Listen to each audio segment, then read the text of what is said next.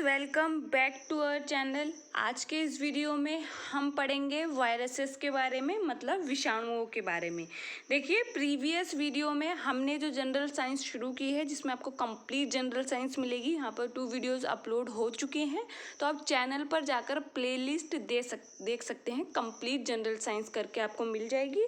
आप वहाँ पर सारी क्लासेस अटेम्प्ट कीजिए। आप किसी भी कॉम्पिटिटिव एग्जाम की प्रिपरेशन कर रहे हैं जो जनरल साइंस से रिलेटेड है, तो चैनल को सब्सक्राइब करना ना भूलें। चैनल आपको बहुत ज़्यादा हेल्प करेगा। दूसरी चीज़, क्वेश्चन आप थ्योरी यहाँ पर पढ़ेंगे। जो भी आपको थ्योरी दी जाएगी वो यहाँ पर, और किस तरीके से क्वेश्चन पूछा जाता है वो यहाँ पर समझाया जाएगा। आपने क्वेश्चन सॉल्व करने हैं मेरे दूसरे चैनल पर, जिसका लिंक आपको कमेंट बॉक्स में मिल जाएगा या फिर आपको कम्युनिटी पोस्ट पर मिल जाएगा। तो उस पर जाकर ज़रूर जाके चैनल को विजिट कीजिए, चैनल को सब्सक्राइब कीजिए। हर सुबह मंडे टू फ्राइडे हमारा जो है जनरल साइंस का एक वीडियो लेके आते हैं वहाँ पर क्वेश्चन का। तो सारे वीडियोस को देखिए, आपको बहुत ज़्यादा हेल्प मिलेगी। तो आज के इस वीडियो में जो हम पढ़ेंगे वो वायरसेस है, विषाणु के बारे में पढ़ेंगे। देखिए, हम प्रीवियस वीडियो में जनरल बायोलॉजी को पढ़ चुके हैं, तो वो 2 वीडियो मिस नहीं करिएगा, ठीक है। विषाणु के बारे में देखिए, विषाणु जो होते हैं, आपको एक चीज़ बताऊं, जो आधुनिक वर्गीकरण हम पढ़ते हैं जीवों को, वो पढ़ते हैं अभी 5 जगत वर्गीकरण। 6 जगत वर्गीकरण अभी अस्तित्व में है, लेकिन उसको अभी पढ़ा नहीं गया है, अभी पढ़ा नहीं है उसको, क्योंकि आधे से ज़्यादा साइंटिस्ट उसको नहीं मानते हैं अभी, ठीक है। तो आपने ध्यान रखना है, जो वायरसेस हो गए, आपके लाइकेन हो गए, वायरॉइड, प्रियॉन्स जो है, इनको जो है जगह नहीं मिली है 5 जगत वर्गीकरण में, किसी भी जगत में। इनको इसलिए अलग से पढ़ा जाता है सेपरेटली, ठीक है।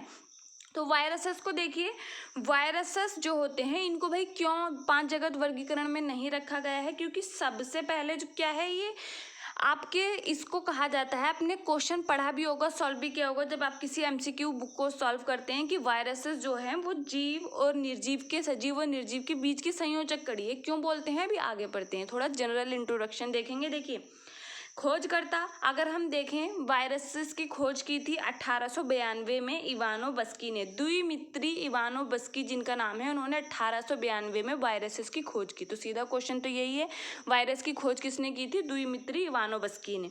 इवानोवस्की क्या कर रहे थे? टीएमवी के बारे में पढ़ रहे थे, मतलब टोबैको मोज़ेक वायरस। दूसरा क्वेश्चन आपका, कि आपका टीएमवी की फुल फॉर्म क्या है? TMV। तो आपकी TMV की फुल फॉर्म आपको यहाँ लिख रखी है, टोबैको मोज़ेक वायरस। ये तंबाकू की पत्ती में मोज़ेक रोग के कारण की खोज करते समय, TMV की खोज करते समय इन्हें वायरसेस की खोज की, क्योंकि ये रोग किससे होता है? वायरसेस से होता है, तब इनको पता चला कि वायरसेस होते हैं, ठीक है।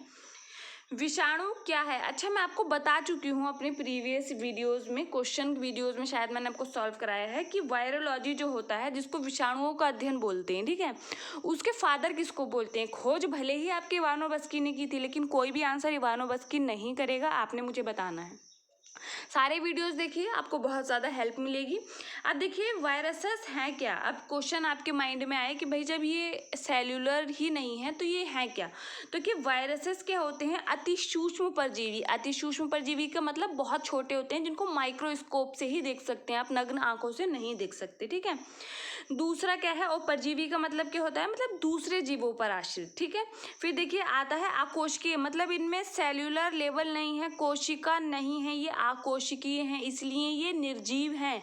क्योंकि हमने देखा था, जो जीवों का एक सबसे इम्पॉर्टेंट कैरेक्टर है वो क्या है? कोशिका ज़रूर होनी चाहिए, भले ही एक कोशिका हो, लेकिन कोशिका होना ज़रूरी है।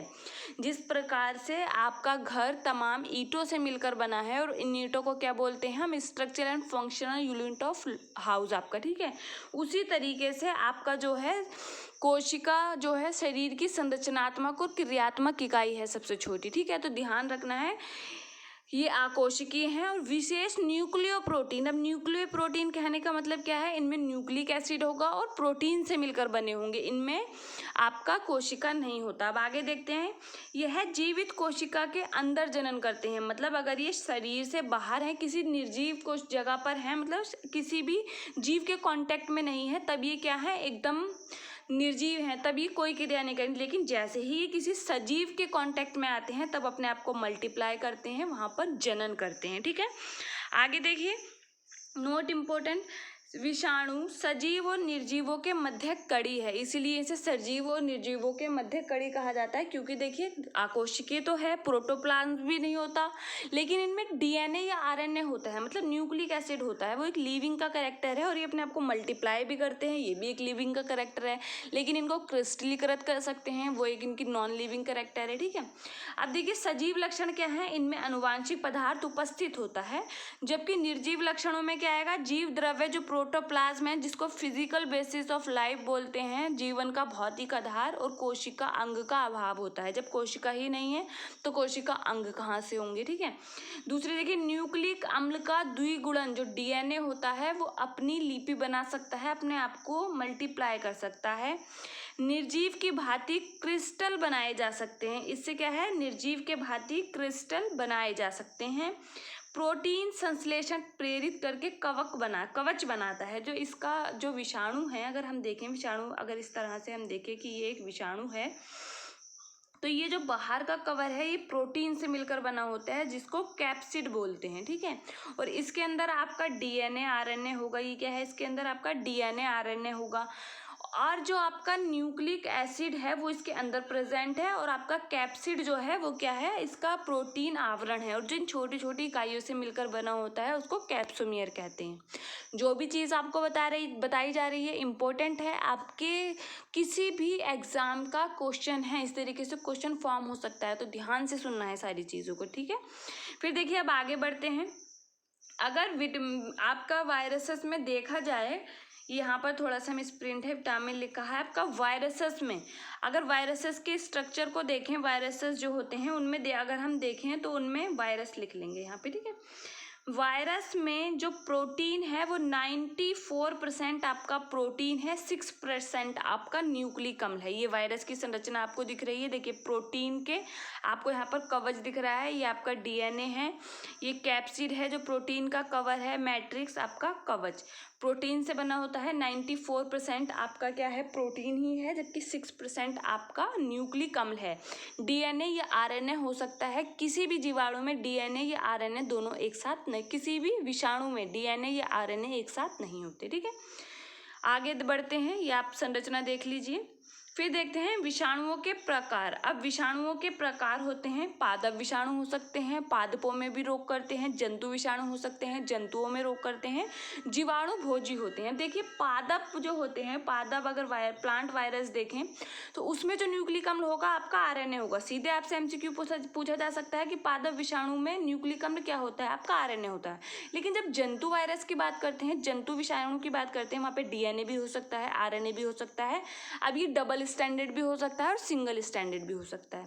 फिर आपका देखिए जीवाणु भोजी जो होते हैं वो ऐसे वायरसेस होते हैं जो बैक्टीरिया को खाते हैं, उन पर आश्रित रहते हैं। तो ये क्या है, आपका जीवाणु भोजी होता है, और इसमें जो होता है वो न्यूक्लिक अम्ल आपका देखेंगे तो वो होगा डीएनए। यहाँ पर साफ साफ लिखा है, ध्यान रखना है। ठीक है, नेक्स्ट आगे बढ़ते हैं। अब देखिए जो पादप विषाणु होते हैं वो पादपों में रोग करते हैं आपका, और इनका न्यूक्लिक अम्ल क्या होता है, आरएनए होता है। तो देखिए इनमें न्यूक्लिक अम्ल आरएनए होता है। पादपों में विषाणु से होने वाले रोगों के बारे में देखिए, विषाणु जो होते हैं ज़्यादातर क्या होते हैं, हानिकारक ही होते हैं। आपका टीएमवी देखिए, टोबैको मोज़ेक वायरस, तंबाकू की पत्तियों में टोबैको मोज़ेक वायरस होता है। पीला mosaic virus, yellow mosaic virus भी किसकी वजह से होता है, विषाणु की वजह से होता है। PMV potato mosaic virus, potato में जो मोज़ेक वायरस से होता है। ठीक है, अब देखिए बीटीबी इम्पॉर्टेंट है और आपका एग्जाम में पूछा जा चुका है, बंकी टॉप ऑफ बनाना। इस तरीके से आपको डिजीज का नाम दिया जा सकता है और आपसे पूछा जा सकता है ये किस सूक्ष्म जीव से होती है, तो किससे होती है, विषाणु से होती है। और ये रोग जो है ये भारत में नहीं था, ये श्रीलंका से भारत आया। ठीक है, फिर देखिए येलो वेन मोज़ेक, ये आपका भिंडी का रोग है, जो किससे होता है, विषाणु से होता है। गन्ने में आएगा तृण समान प्रहो, मतलब ग्रास सूट डिजीज भी आपका किससे होता है, वायरस से होता है। फिर फिलौडी जो है इम्पोर्टेंट है, फिलौडी जो है वो आपका तिल की बीमारी है और ये किससे होती है, वायरस से होती है। बादाम में रेखा पैटर्न मतलब स्ट्रीक पैटर्न जो है वो भी किसकी वजह से होता है, वायरस की वजह से होता है। टमाटर में पत्तियों का ऐठन, वो भी किसकी वजह से होता है, आपका वायरस की वजह से होता है। फिर देखिए आगे बढ़ते हैं।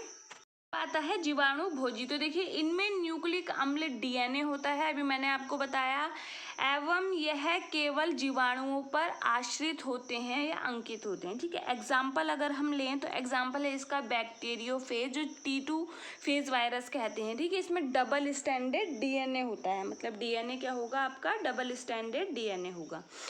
आगे देखिए एक चीज़ आपको पता होगी, जो आपका गंगा नदी का जल है वो सड़ता नहीं है, तो वो किसकी वजह से होता है, एक बैक्टीरिया की वजह से होता है, जीवाणु भोजी की वजह से होता है।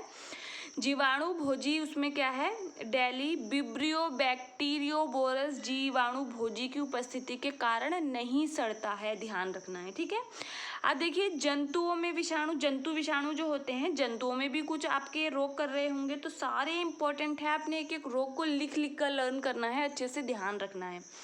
पशुओं में विषाणु से होने वाले रोग जो पशुओं में होंगे, जबकि ह्यूमंस में भी होता है। आप देखेंगे जो आप कोई ना कोई आप कभी ना कभी वायरस से ज़रूर इन्फेक्ट हुए होंगे, क्योंकि आपको सर्दी जुकाम तो होता ही है, वो नॉर्मल सर्दी जुकाम भी किसकी वजह से होता है, वायरस की वजह से होता है। ठीक है, तो पशुओं में देखिए, अगर गाय में देखेंगे तो चेचक, ब्लू टंग, हर्पीज, रिंडरपेस्ट जिसको मवेशी प्लेग बोलते हैं, फूट एंड माउथ डिजीज जिसको खुरपका एवं मुंहपका बोलते हैं। फिर भैंस में चेचक, रिंडरपेस्ट, खुरपका एवं मुंहपका। फिर चौपायों में ज्वर और रेबीज। रेबीज का आपका कुत्तों में देखा जाता है, फिर क्या होता है, ह्यूमन में भी ट्रांसलेट होता है, पागल कुत्तों के काटने से, ध्यान रखना है, जिसको हाइड्रोफोबिया भी बोलते हैं।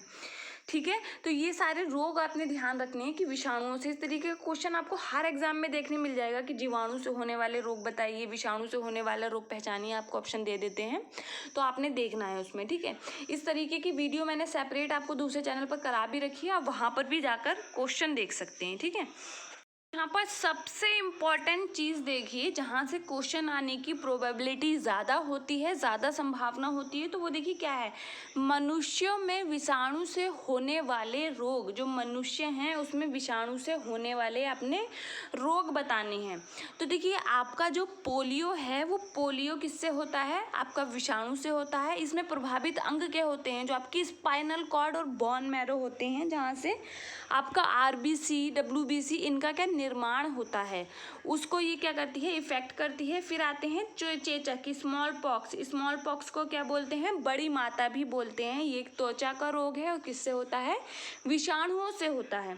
फिर उसके बाद देखिए बड़ी माता, जिसको आप बोलेंगे चिकन पॉक्स, यहाँ पर क्या है, एक मिनट, यहाँ पर आपका होगा छोटी माता, जिसको आप बोलेंगे चिकन पॉक्स, वो भी किसका रोग है, त्वचा का रोग है, और आपको किससे होता है, आपका होता है वो वायरस से। ठीक है, फिर देखिए पीलिया, जॉइंटिस जो है वो यकृत को प्रभावित करता है, यकृत को प्रभावित करेगा, आपके पूरे शरीर का जो कलर आपको येलो दिखाई देगा, नेल्स, आइज वगैरह जो हैं, वो किसकी कमी से, किसकी अधिकता से होता है, बिलिरुबिन जो वर्णक है उसकी अधिकता से होता है। तो पीलिया जो है वो आपका यकृत संबंधी रोग है, और ये किससे होता है, आपका वायरस से होता है। एड्स जो है, एड्स जिसको बोलते हैं प्रतिरक्षा तंत्र को ख़त्म करता है, एड्स जो है इसका वायरस है HIV वायरस, ये प्रतिरक्षा तंत्र को ख़त्म करता है। आपकी जो WBC होती हैं उसमें जो T लिम्फोसाइट होती हैं, ये उनको ख़त्म करता है, क्योंकि वो क्या करती हैं, वो मैसेज देती हैं B लिम्फोसाइट को एंटीबॉडीज़ बनाने के लिए, तो ये उनको ही ख़त्म कर देता है। तो इसलिए इसका इफेक्ट कहाँ होता है, प्रतिरक्षा तंत्र पर होता है, और वायरस से होता है। कौन से वायरस से होता है, HIV वायरस से होता है। फिर आपका रेबीज़ जो मैंने अभी आपको बताया था, ये तंत्रिका तंत्र को प्रभावित करता है, और किससे होता है, वायरस से होता है। खसरा, मिसेल्स जो रुबेला जिसको बोलते हैं, वो किसको प्रभावित करता है, श्वसन अंग को, और इसमें क्या होता है, आपका वायरस से होने वाली डिजीज़ है। फिर आगे बढ़ते हैं, मम्स जो होती हैं, जिसको कंडमाला भी बोलते हैं, मम्स आप देखेंगे आपके साइड में जो ये कानों के नीचे होता है, ये फूल सा जाता है, क्योंकि यहाँ पर आपकी लार ग्रंथि है, एक पैरोटिड लार ग्रंथि, वो उसमें क्या होती है, सूजन आ जाती है। तो ये लार ग्रंथि में होने वाला रोग है, और किसकी वजह से होता है, वायरस की वजह से होता है। लाइफ में मम्स जो है एक ही बार होता है। ठीक है, ये चीज़ भी ध्यान रखनी है। फिर डेंगू, जिसको हड्डी तोड़ बुखार भी कहते हैं, इसमें प्लेटलेट्स कम हो जाती हैं शरीर की, ये भी किसकी वजह से होता है, वायरस की वजह से होता है। सामान्य सर्दी जुकाम जो है वो भी वायरस की वजह से होता है, जिसमें श्वसन अंग प्रभावित होते हैं। अब देखिए बात करते हैं इन्फ्लुएंजा की। तो इन्फ्लुएंजा फ्लू अगर हम देखें, जो स्वाइन फ्लू है, स्वाइन फ्लू का एक तो आपने फॉर्मूला ध्यान रखना है, और इस श्वसन तंत्र को प्रभावित करता है और किससे होता है, वायरस से होता है। आप देखेंगे कि वायरस से जो डिजीज़ होती हैं वो ज़्यादा डेंजरस होती हैं, जबकि जो जीवाणु से होती हैं उनसे ज़्यादातर जो जीवाणु से होने वाली बीमारियां हैं उनको ट्रीट किया जा सकता है, लेकिन वायरसेस कुछ ऐसी बीमारियां करता है जिसको ट्रीट करना मतलब एट द टाइम इम्पॉसिबल सा हो जाता है। बाद में उसके लिए वैक्सीन वगैरह बनाई जाए, कुछ किया जाए। आप कोरोना को ही देख सकते हैं, वायरस ने पूरी दुनिया को हिला के रख दिया। तो आप इससे इसका एग्जांपल ले सकते हैं। जबकि जीवाणु से जो बीमारियां होती हैं ज़्यादातर वो ट्रीट हो सकती हैं आराम से, उसी टाइम उसको डायग्नोस करके, ठीक है। फिर बर्ड फ्लू का भी आपने ध्यान रखना है। H5N1 श्वसन तंत्र को प्रभावित करता है। फिर आते हैं मेनिनजाइटिस, मस्तिष्क को प्रभावित करता है। किससे होता है, वायरस से होता है। छोटी माता जिसको चिकन पॉक्स बोलते हैं, वो त्वचा का रोग है। इसमें त्वचा में दाने दाने से हो जाते हैं आपके, तो ये भी किससे होता है, वायरस से होता है। टेक्रोमा आँख में होने वाली बीमारी है, ये भी वायरस से होती है। फिर आती है आपकी हर्पीज़ भी किसको इफेक्ट करती है, आपकी त्वचा को। और किससे होने वाली बीमारी है, ये वायरस से होने वाली। तो ये मनुष्यों में होने वाली बीमारियां हैं और सभी इंपॉर्टेंट है, आपको सभी ध्यान रखनी है कि वायरस से मनुष्य में कौन सी बीमारियां हो जाती हैं। आप एक ध्यान रखेंगे, अगर विषाणु की आपने याद कर ली तो आप ये ज़्यादातर बीमारियां यही हैं जहाँ से क्वेश्चन आता है आपको, ठीक है। अगर आप एक देख लेंगे तो दोनों में से कोई भी एक पढ़ते हैं तो आपको आराम से दूसरे में आप उसको विभेद कर पाएंगे, अंतर कर पाएंगे, ठीक है। फिर देखिए आपका जो विषाणु है उससे होने वाली बीमारियां यही है। यहीं पर हम विषाणु को ख़त्म करते हैं। इंपॉर्टेंट क्वेश्चन को आप दूसरे चैनल पर जाकर लगाइए, आपको वहाँ पर बहुत इंपॉर्टेंट क्वेश्चन मिलेंगे, ठीक है।